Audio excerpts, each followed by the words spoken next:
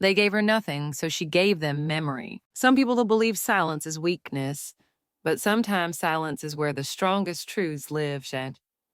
Hey guys, tonight on Revenge Stories 94, we witness a betrayal so subtle, so personal, it would have shattered anyone else.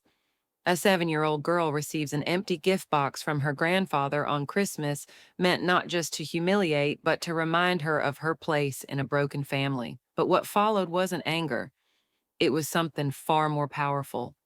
Stay with us because this isn't just a story, it's a reckoning, a quiet revolution, and a reminder that even in our smallest acts, we can become the mirror that makes others face who they've become. So before you get comfortable, take a moment to like the video and subscribe to Revenge Stories 94, but only if you genuinely enjoy the kind of truth telling we share here. Drop a comment with your city and local time. I'd love to know where you're watching from. Now dim the lights, maybe pour a glass of wine, and let's step into tonight's story together. I wish I could say it was a surprise, but when my daughter Emery peeled back the silver wrapping paper with her small, careful hands, when she lifted the lid and stared into that box, I already knew. I saw the emptiness before she did. I felt it in my chest like a slow, familiar punch. Her fingers stopped moving. Her eyes blinked twice, once in confusion, once in hope. She looked up at me, her lips parting just slightly. "There's nothing in the box, Mom." And then my father Walter leaned back in his leather armchair, exhaled sharply, like the moment bored him, and muttered, "Nothing for children of broken homes." The room froze. Even the sound of the heater seemed to hush. The pine-scented candles on the mantel flickered like they were trying to retreat into themselves. I remember the way the Christmas lights blinked behind him. Red, green, like a warning signal I'd ignored. I should have turned the car around the moment we pulled into the driveway and Allison didn't even come out to say hello. I should have listened to that tight feeling in my stomach when Mom gave Emery a stiff little pat on the head instead of a real hug. But I didn't, because Emery had asked me 3 weeks ago with those big eyes and quiet voice, "Mom, do you think Grandpa still remembers me?" I'd lied. Of course I had. Of course he does, baby. I should have told her the truth that Walter barely remembered anyone who didn't serve his ego. But I had wanted selfishly maybe for her to have what I never did, a normal Christmas, a memory that didn't sting, a moment that felt like a postcard instead of a wound. And instead, I gave her this. Walter's voice still hung in the air like cigarette smoke. Allison added her own poison to the moment. She raised her glass and said, "Well, that's what happens when you let the poor ones in the house. They expect actual gifts." Brian and my younger brother didn't say anything. He just glanced over his phone, then looked back down like this scene was nothing new. I stared at Emery's hands resting on the empty cardboard flaps. She didn't cry. She didn't drop the box. She just sat there, silent, like maybe if she waited long enough, something would appear. A doll, a card, a crumb of kindness, but there was nothing. Not even tissue paper, not even a joke.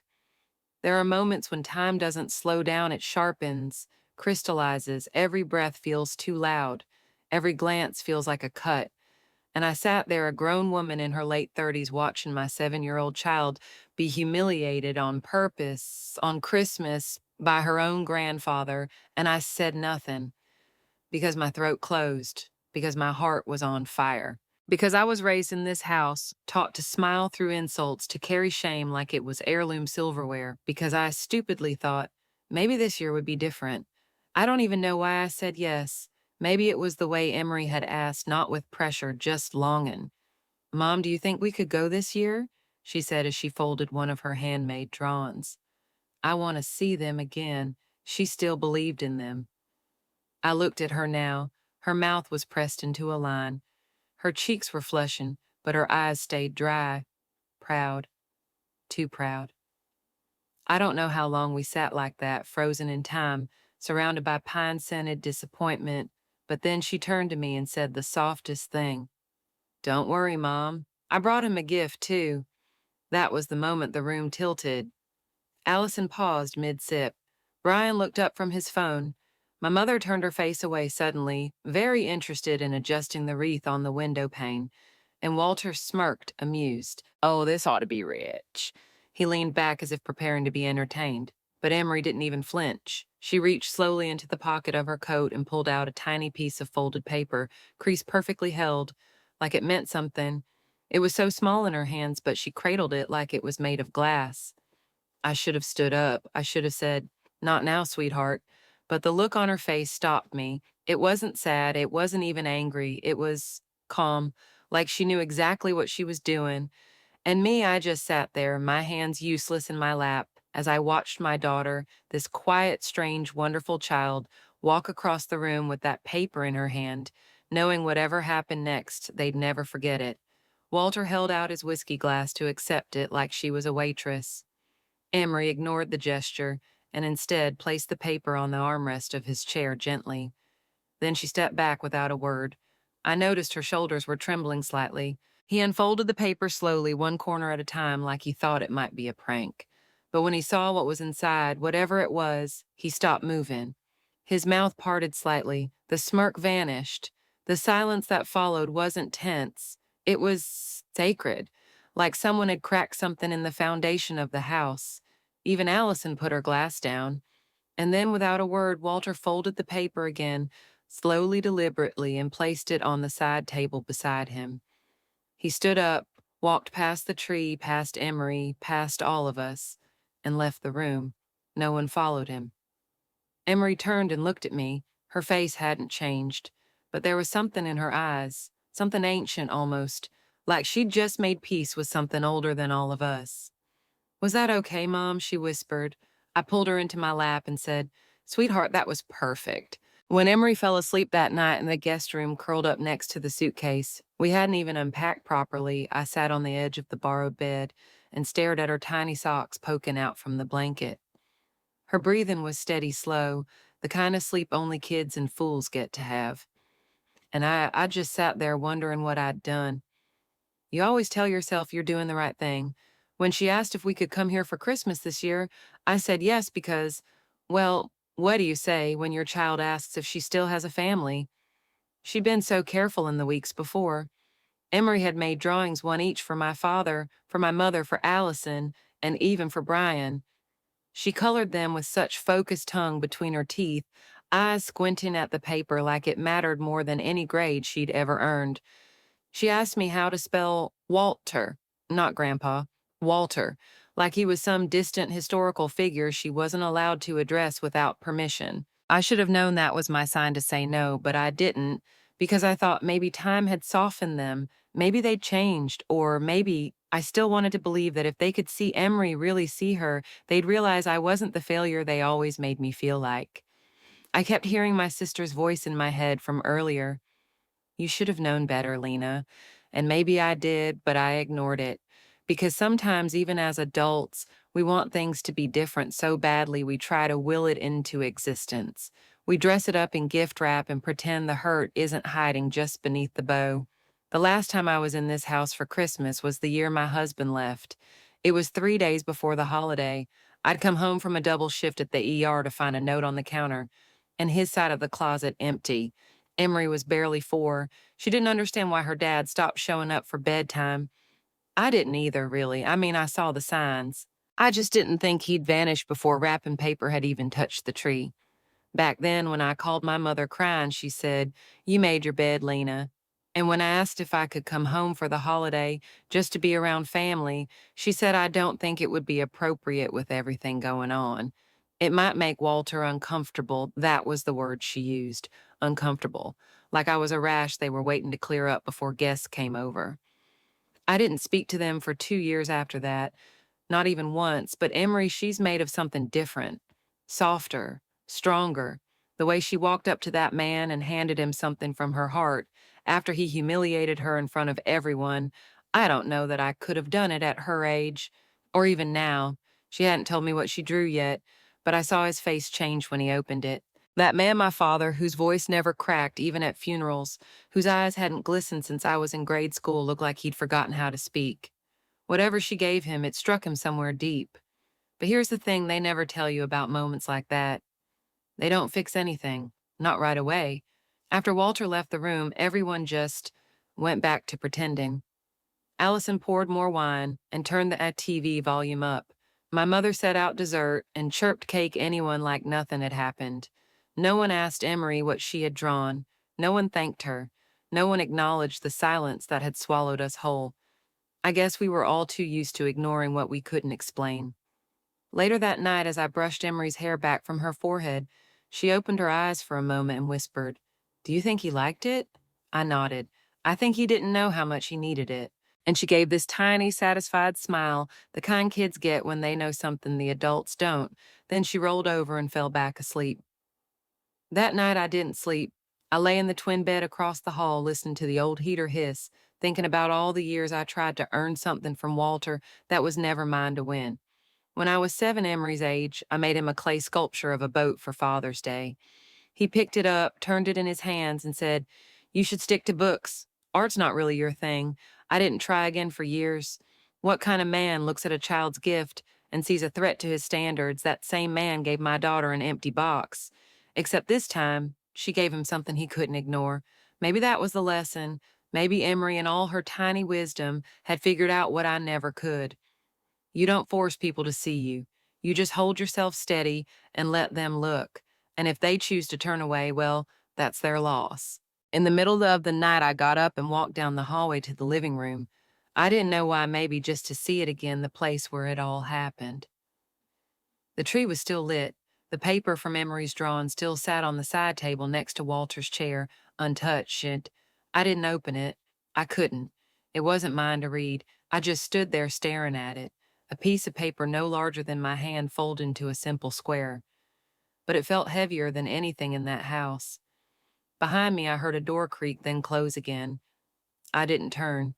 Whoever it was had seen me, and that was enough. I went back to bed, heart pounding. And in that silence, I started to feel something I hadn't in a long time. Not closure, not peace, but maybe the beginning of something else. The next morning, the house smelled like cinnamon rolls and denial. I could hear my mother humming in the kitchen, an upbeat, tuneless little melody she always defaulted to when pretending nothing had happened. Plates clinked. A knife scraped across toast. From the hallway, it could have been any holiday morning in any American home. But not this one, not ours.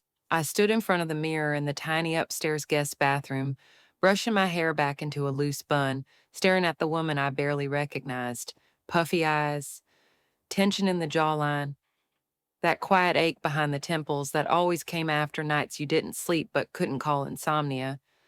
I didn't want to go downstairs, not because I was afraid of what they'd say. No, it was what they wouldn't say that scared me more. I could handle insults. God knows I'd lived with enough of them. But the silence, the way this family swallowed shame and cruelty like communion, that was what hollowed you out. Emery was already dressed when I stepped into her room. She sat on the edge of the bed, her boots laced but untied, staring out the small window toward the leafless trees. Her backpack sat beside her, zipped and ready. "You okay, baby?" She didn't turn, just nodded. "I think we should go after breakfast. You said we had errands, right?" I wanted to say no. I wanted to tell her she didn't have to rush away, that this was still Christmas, that maybe there was time for things to soften. But I knew better. She knew better. "Yeah," I said, "we got some things to do." Downstairs, the living room looked exactly like it had the day before. Not a pillow out of place, not a light bulb too dim, the kind of picture-perfect setting that belonged in a catalog except for the fact that real warmth never lived here. Walter wasn't in his chair. The folded paper was gone. I noticed it immediately. The space on the side table, where it had sat the night before, cleared, wiped down like someone had tried to erase the memory of it ever being there. Allison was seated on the couch, legs crossed, scrolling through her phone. She didn't look up. Morning, she muttered, which for her was practically a poem. Brian was in the corner by the tree sipping coffee like he was trying to be invisible. I hadn't heard him speak more than 5 words since we arrived. But I'd seen him watching, not with pity, not with contempt, just watching, like he didn't know how to help. My mother was plating scrambled eggs when we walked in. "Hungry Em," she chirped, already sliding a plate toward the table. "No, thank you." Emery's voice was polite, neutral, the kind of careful tone only kids who've been hurt know how to master. She slid into the chair beside me and pulled a napkin into her lap, though she didn't touch any food. No one mentioned Walter. No one asked where he was. No one acknowledged what had happened, but I noticed in a small way that something had shifted. My mother kept glancing over at Emery, not with tenderness, but something close to curiosity, like she was trying to understand what she had missed. Allison, of course, remained a statue of disdain. So, you heading back today? She asked, not even looking up from her screen. Yes, I said. We've got a long drive. Figures. That word again. Figures.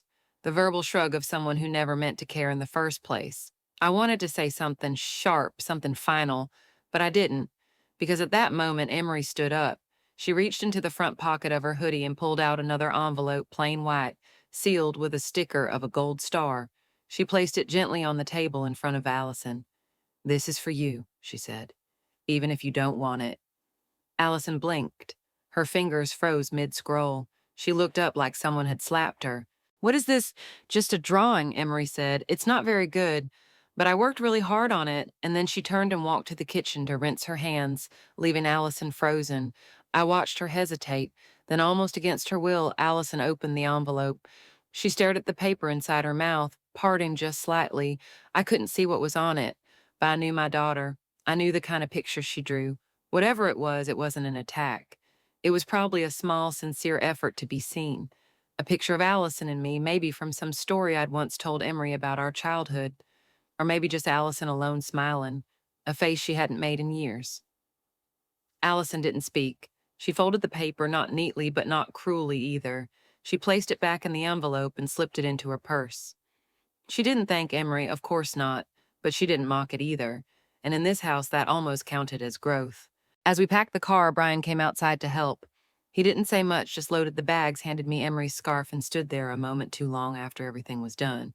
Then, just as I was about to climb into the car, he said, I don't think he meant to be cruel.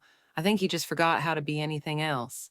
I didn't answer, because I didn't know if that was meant to make me feel better or worse. But then he added, whatever was on that paper, it shook him.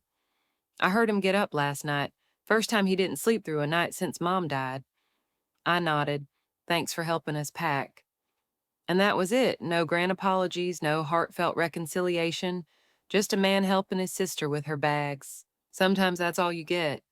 And sometimes it's enough.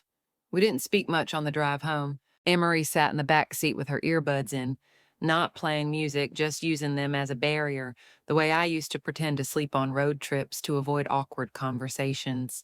Her eyes were fixed on the window, watching the rows of trees and street signs blur past in a winter haze. I glanced at her in the rearview mirror more than I should have, half expecting her to cry, half hoping she would, just so I could tell her it was okay to hurt. But she didn't. She just sat there, quiet, calm, like she'd already made peace with something that hadn't quite caught up to me yet.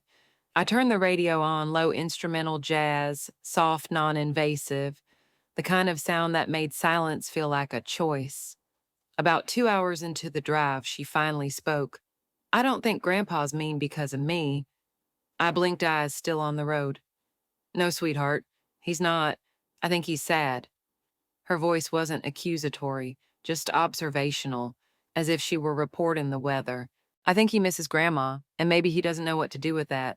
I felt my chest tighten in a way I didn't expect. Grief is a strange animal. It doesn't always show up as tears. Sometimes it morphs into rage, or silence, or cruelty passed off as tradition. And I guess Walter had chosen all three. I glanced back again. Emery was tracing shapes on the fogged-up window with her fingertip. What did you draw him? I asked. She paused for a beat. It was a picture of him and Grandma, holding hands, and me and you standing nearby. Why? She shrugged. Because I wanted him to remember he wasn't always angry. I swallowed hard. My hands gripped the wheel a little tighter. That was very kind of you. It wasn't kind, she said, still looking at the window. It was honest. I didn't respond. I didn't have words for what I felt in that moment. Because my daughter, a 7-year-old who had just been humiliated in front of a room full of adults, still had the emotional clarity to offer someone else a mirror, not to punish them, not to win, but to remind them of who they used to be. That kind of grace, I hadn't even learned at 37. The rest of the ride was a gentle slide into silence. We passed roadside diners, snow-dusted mailboxes, old barns that sagged under the weight of time. Familiar things, the kind that made you feel like maybe the world, for all its cruelty, still held a place for softness. When we pulled into the apartment parking lot, the sun was setting in long orange streaks across the windshield. Emery reached forward from the back seat and tapped my shoulder. Do you think he'll ever write back? I don't know, honey. That's okay, she said, already unbuckling her seatbelt. He doesn't have to. We took the bags upstairs and Emery set her little overnight case beside her bed, unzipped it, and pulled out one item, a folded red scarf. Not hers, not mine. It was my mother's. The one she used to wear in old holiday pictures. I hadn't seen it in years. Where did you get that? I asked. It was on the coat rack. I think she wanted me to have it. I didn't question it. I just nodded. In our family, sometimes the things that mattered most were passed without words. That night, we made mac and cheese and sat on the couch, watching an animated movie neither of us could follow. Emery curled up next to me with her blanket and that red scarf draped over her lap like it was woven from memory itself. Somewhere in the middle of the film, my phone buzzed. No name, no message, just a delivery notification. You have a package. I walked out to the hallway where the mailbox locker sat. One small parcel, brown paper, handwritten address. Emery Lane, Unit 204, San Mateo, CA. No return address. I knew who it was from the second I touched it. We brought it back inside and set it on the coffee table. Emery looked up at me for permission. I nodded and she peeled the tape carefully like she did with the silver box just a day before, but this time her hands weren't shaking. Inside was a small wooden music box, the kind you had to wind. Dark stained maple, hand-carved edges. A single word etched into the lid in delicate script. Hope. She turned the crank slowly. A soft melody began to play. Moon River, my mother's favorite song. Beneath the lid was a note handwritten in shaky cursive. Just one line. To the bravest girl I know, thank you for remembering her. No name, we didn't need one. Emery didn't say anything at first. She just closed the lid, held the box against her chest, and leaned her head into my side. I wrapped my arm around her and kissed the top of her head. We sat there until the last echo of the song faded into the soft whir of the heater. Later, when I tucked her into bed, she placed the music box on her nightstand, turned it once, let it play a few notes, then whispered almost like a prayer I think Grandpa remembers now. And for the first time in years, I believed that maybe, just maybe, someone in that house had finally decided to remember too. 4 days later, a second envelope arrived. No package this time. No music, no fanfare.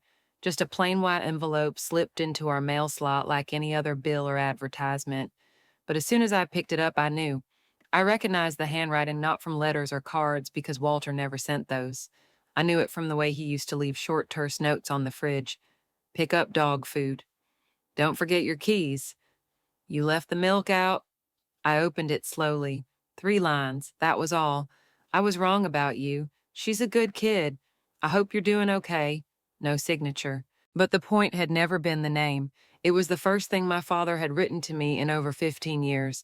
Not since I left for college. Not since he told me I was wasting his money on a degree I'd never use because women don't last long in medicine anyway. Not since I stopped writing back after his last letter said, "This family doesn't reward disobedience," and now 15 years of divorce and one incredible child later this. 3 uneven lines of something, not quite apology, not quite forgiveness, but something. I stood in the hallway holding that note, unsure of what to feel. It didn't erase what he'd said. It didn't make the empty box go away. It didn't change the way he'd humiliated Emery or the years of silence that had carved deep canyons between us. But it was different. For once, he'd seen her. And maybe, just maybe, he'd seen me too. I put the note away in the kitchen drawer under the tray, where I kept the spare keys and old batteries. Not because I wanted to forget it, but because it wasn't about display. It was something to be held quietly, like a thread beginning to stitch. That night, I asked Emery if she wanted to talk about what happened. She was sitting at the kitchen table, coloring her tongue between her teeth again, like always. She didn't look up. Not really, she said. I waited. Sometimes the truth came when I least expected it. Are you mad at him? She asked a moment later. I paused, not because I didn't know the answer, but because I wasn't sure how to say it out loud. I think I was, I said, for a long time. But not anymore, I don't know. I think I'm learning to let it go. She nodded thoughtfully, still shading in a red balloon. That's good, she said. Because I think if you hold too many heavy things, you can't grow. I looked at her. Who told you that? Nobody, she said, smiling softly. I just feel it. She didn't need revenge. She didn't need him to beg. Emery had already moved forward in a way I hadn't learned yet. She'd gifted him something far more powerful than payback. She gave him memory. She gave him truth, and she gave me something to perspective. For years, I thought I was protecting her by keeping her away from them, by building walls, by wrapping her in all the love I never had and shielding her from the sharp edges of the family history. But love isn't about insulation, it's about truth. Sometimes she needed to walk into those cold rooms herself, not to be hurt, but to show them the warmth they'd forgotten. And in doing so, she'd become a mirror, not only to my father, but to me. I'd spent so much of my life trying not to become my parents. I ran from their shadows, their expectations, their judgments. I chose a different career, a different path. I raised my child with softness where they'd been stern, with presence where they'd been distant. But part of me was still carrying their voice in my head, still bracing for their approval like a punch that never landed. Now I saw that maybe I didn't need it at all. Maybe it was okay to be the daughter they misunderstood if it meant raising the granddaughter who reminded them how to feel. Later that evening, I opened a box in the hallway closet where I kept old photos, black and white prints from the 70s sun-faded Polaroids of my childhood, a few creased Christmas cards from relatives I'd lost touch with. I found one of my parents on the porch of our first house, arms around each other, smiling like they'd never learned how to frown. Walter looked young in that photo, younger than I ever remembered him. He was barefoot holding a mug, one arm slung casually around my mother's shoulders. She had her eyes closed like she was mid-laugh. They looked real. I brought the photo into the kitchen and left it on the counter. When Emery came in to grab a snack, she paused and looked at it. Is that them? Yeah, I said. That was before you were born, before I was even married. He looks different. He was. She reached out and gently touched the edge of the photo as if tracing a memory she never owned. I think he still has that smile, she said. I wasn't sure if she meant he still had it or that he still could. Either way, it was enough to bring tears to my eyes. She didn't see them. Or maybe she did, and was just kind enough to pretend not to. That night, as I folded laundry in the living room, I heard the music box play again. Not all the way through, just a few winding notes before the lid closed again.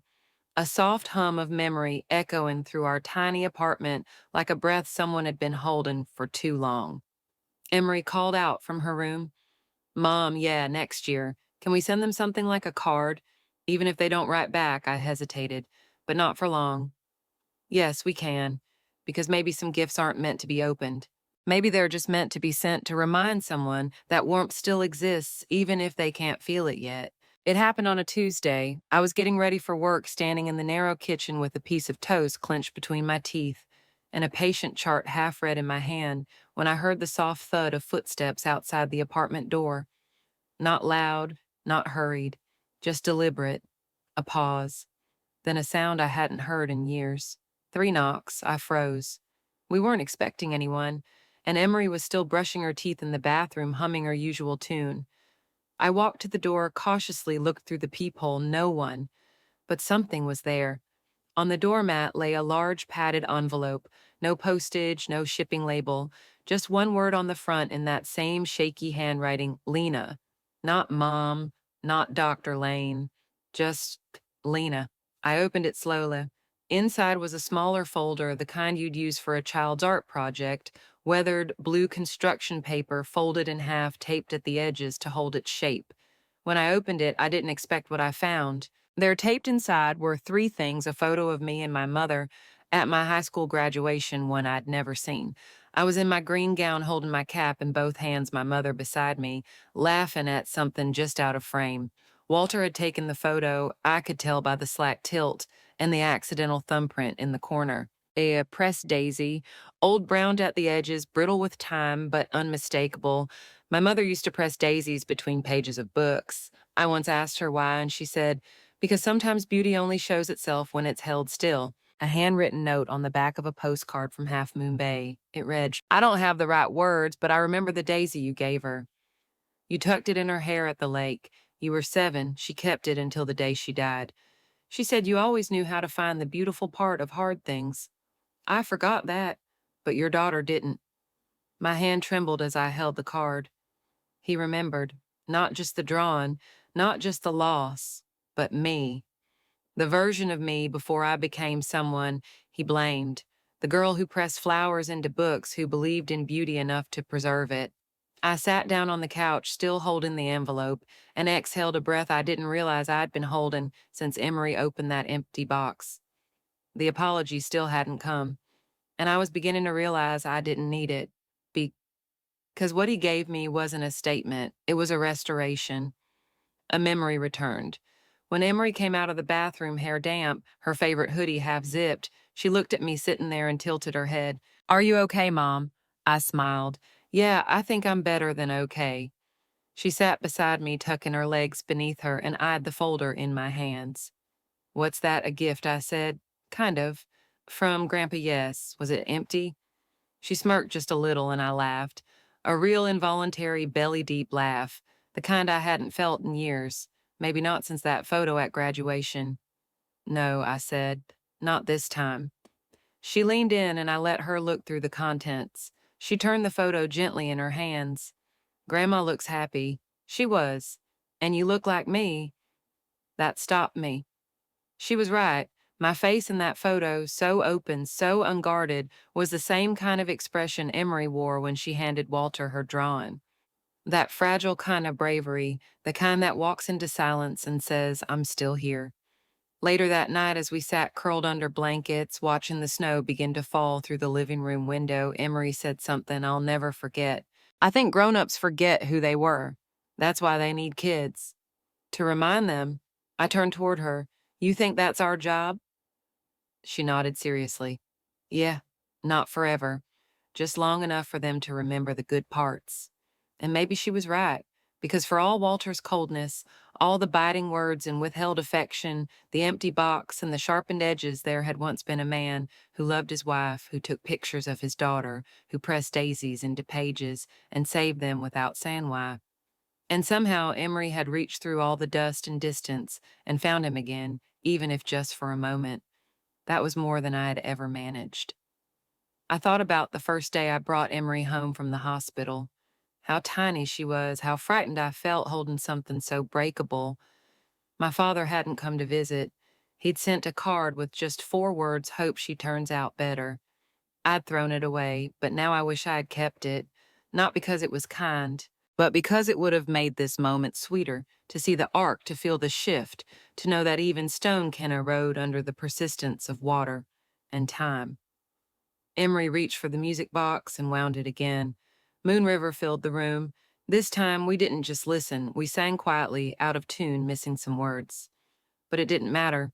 What mattered was the softness, the way grief can fold into memory and memory into warmth if you let it. Outside snow continued to fall gentle, unhurried. And I thought about the daisy, the one I'd placed in my mother's hair when I was Emery's age. I hadn't known she kept it, but Walter had. And somewhere in that knowledge, in that unexpected thread of remembrance, something inside me stitched together a little tighter. We didn't need perfect endings. We just needed to know we were not forgotten. The following Sunday, Emery asked to visit the lake. It was a small one tucked just beyond the county line, Half Moon Bay's quieter sister. The kind of place you wouldn't find on a postcard, but one I used to sneak off to in my teens. My mother and I had picnicked there twice, maybe 3 times, just us girls. No Walter, no tension, just sandwiches, laughter, and the feeling of air not heavy with judgment. I want to see where she smiled, Emery said softly. We packed a thermos of tea, 2 peanut butter sandwiches, and a small blanket. It was cold, not snowing, but close, the kind of weather that bites your cheeks and makes everything feel just a little more alive. On the drive, Emery hummed to the tune of Moon River. She didn't sing, just hummed. And somehow it felt sacred, like we were carrying something delicate between us. When we reached the lake, it was mostly empty. A fisherman stood in the distance, casting into still waters. A couple sat bundled up near the dock, sharing a thermos. We found a quiet spot beneath an old sycamore tree, its roots exposed and curling like wise old hands. Emery spread out the blanket while I poured the tea. Do you think she's here? She asked. I took a moment to answer. I think she never really left. She nodded. That seemed enough. We sat in silence for a while, sipping from warm mugs and letting the cold air rush through our hair. The wind sounded like pages turning, like memory shifting from one chapter to the next. Then Emery reached into her coat pocket and pulled out a folded piece of paper. I made another one, she said. For her. I didn't ask what was on it. I didn't need to. She walked to the edge of the lake, knelt down, and placed the paper gently on the water's surface. It floated for a moment, spinning slowly before catching a small current and drifting out toward the center, carried not by force, but by something subtler, like grace. I watched her watch it, her face still expression unreadable. I didn't know her, Emery said quietly, but I think I love her anyway. Tears welled in my eyes, sudden and sharp. She would have loved you too, I whispered. We stayed there until the sky dimmed to lavender, until the fishermen packed up, until the thermos was empty. And in that stillness, I felt something I hadn't allowed myself to feel in years. Peace. Not because everything was resolved, not because anyone said the right things or made the pain disappear, but because somehow in that blend of silence, memory, and snowfall, I realized we were okay. More than okay. We were whole.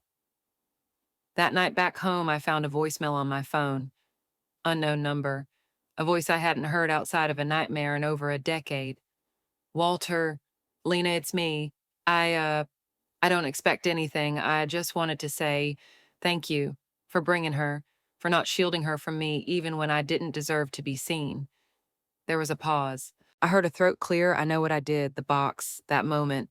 I won't ask you to forgive it, but I hope she knows I'll never forget her face, or the picture, or the way she stood there like I hadn't just broken something precious. I used to be proud of being right. These days I just want to be kind. I don't know how yet, but I'm trying. I hope she's okay. I hope you're okay. Then silence. Click. I sat on the floor, phone in hand, Emery's music box softly playing in the background. And for the first time, I didn't feel like I had to make a decision whether to answer, whether to protect, whether to reach back or stay quiet. I just let it be. Some messages aren't meant to be answered.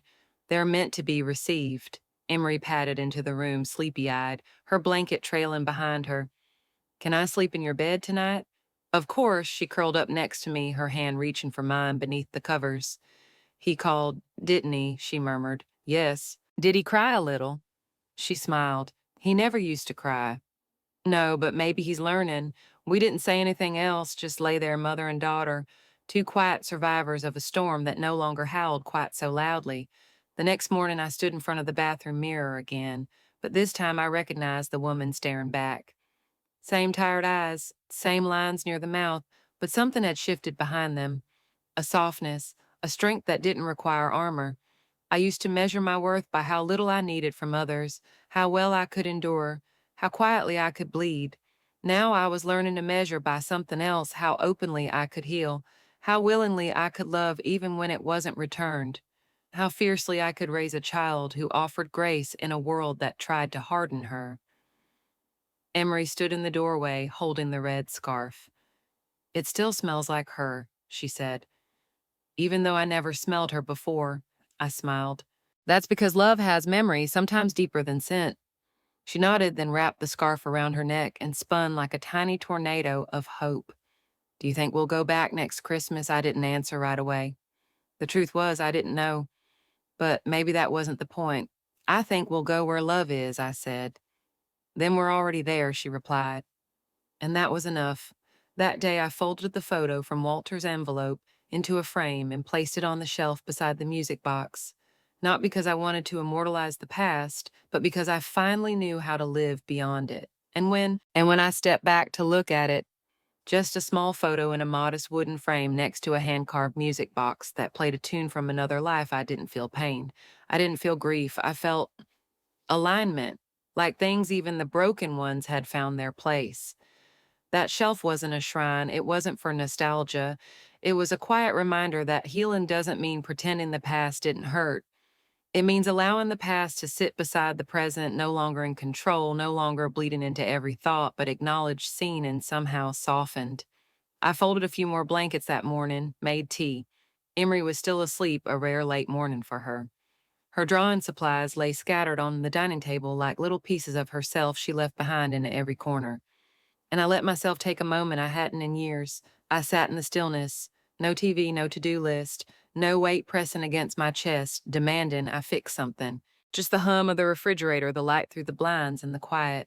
In that silence, I thought about my mother, how she used to hum when she cooked, how she never defended me, not once, when Walter picked me apart, but how I still remember the way she smoothed my hair when I cried quietly in my room thinking she didn't hear. How sometimes love was trapped inside people, buried so deep it came out sideways. I thought about Walter and how men of his generation were taught that softness was weakness, that control was security, that grief had to be buried, locked away, turned into rules, and sarcasm and distance. I used to think he hated me for leaving, for making choices he didn't approve of. But now I wonder if he resented me for being free in ways he never could be. And I thought about Emery, my daughter, my compass, the little soul who gave me back my own reflection when I'd long forgotten what I looked like beneath the armor. She never shouted, never begged. She just showed up with truth in her hands and waited for people to see it. And when they didn't, she didn't shrink, she didn't break. She gave again anyway. That kind of bravery is rare. It's not the kind they make movies about. It doesn't come with dramatic speeches or grand gestures. It's the kind that happens in small living rooms and cold kitchens and awkward family visits. The kind that says, I see your worst and I'm offering you something better anyway. I didn't know how to do that until she showed me. Later that week, I finally called the number Walter had used to leave his message. It rang twice, then went to voicemail. I didn't leave one, I hung up. But I'd made the call, and maybe that was enough for now. A few days later, a small card arrived addressed to Emery, just her name on the envelope written in the same familiar shaky hand. Inside was a drawing, not by her, but by him. Stick figures. A little crude, a little unsure, but it was unmistakably us. 4 people, a man, a woman, and 2 girls, one taller, one small, all holding hands beneath a giant sun. On the back, it simply said, Practice makes better. I'm still practicing. Emery pinned it to her corkboard without saying a word, but I saw her pause and press her fingers to the edge for a moment longer than she needed to. Somewhere inside, something settled. Maybe Walter would never say I'm sorry the way I always wanted. Maybe he'd never sit in front of me and tell me he wished he'd been kinder, or that he treated my dreams as more than inconveniences. But what he gave Emery was real, and maybe, just maybe, it had the power to reach backwards too, to the child I once was, to the daughter who once pressed daisies into her mother's palms, hoping she'd be proud, to the young woman who once thought love had to be earned through silence and obedience. We all carried echoes of who we used to be, but in that echo, there's room to rewrite the sound. A week later, Emery and I took another walk around the lake, this time with cocoa in hand and no agenda, no drawing, no ceremony, just a quiet walk between 2 people who understood each other better than ever. She skipped a few stones. I tried, failed mostly, and she laughed. God, that laugh, it was sunlight in audio form. You're really bad at that, she teased. I know I said, but I'm still practicing, she grinned. Practice makes better. That night after dinner, she wound the music box again. The notes of Moon River floated gently through our apartment, weaving between shelves and socks and steaming mugs of tea. It didn't feel like a sad song anymore. It felt like a memory that had found its proper shape. She set the box down, climbed into my lap, and rested her head on my shoulder. Mom? Yes, even when people are mean, we can still be magic, right? My throat tightened. Especially then, I whispered. That's when it matters most. She closed her eyes. The room fell quiet, except for the soft winding down of the melody. And I thought not for the first time that maybe this child wasn't just my daughter. Maybe she was my second chance at loving, at forgiving, at remembering who I was before I was told to forget. And in that silence he left behind, I didn't just rebuild, I rose. Some stories end with justice served, others end with wounds closed. But this one, this story ends with a little girl offering a picture instead of revenge, a melody instead of a scream, and a reminder that healing doesn't always need an apology. As Viktor Frankl once said, between stimulus and response, there is a space. In that space lies our power to choose our response, and in our response lies our growth and our freedom. Emery chose grace, and because of that, even a hardened man like Walter remembered he once smiled. Sometimes the boldest revenge isn't loud, it's a child's soft voice saying, I drew you holding her hand. If this story moved you, leave a comment, share your thoughts, let someone else feel seen. And if you haven't yet, subscribe to Revenge Stories 94. Every subscription is not just a number, it's encouragement, a spark that helps us keep creating meaningful stories like this one. Thank you for watching, for staying through the end, because sometimes the quietest voices carry the most unforgettable truths.